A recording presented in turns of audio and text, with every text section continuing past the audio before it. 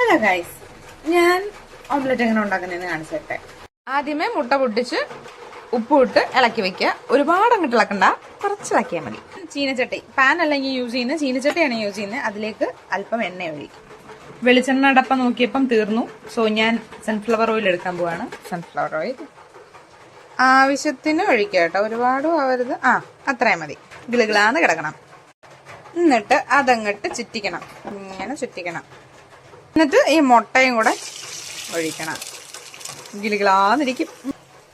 ഞാൻ മുട്ട ചുറ്റിച്ചപ്പോൾ ഇച്ചിരി ഓവറായിപ്പോയി. അതാണ് അപ്പുറത്തും ഇപ്പുറത്തും കിടക്കുന്നത്.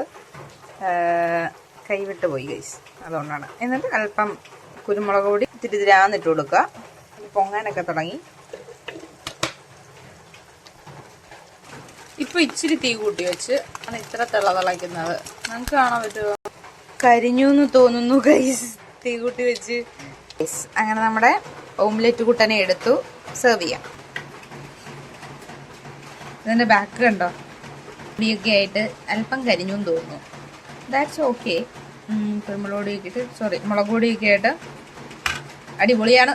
കഴിച്ചോക്കട്ടെ. അമ്പോ, സൂപ്പർ.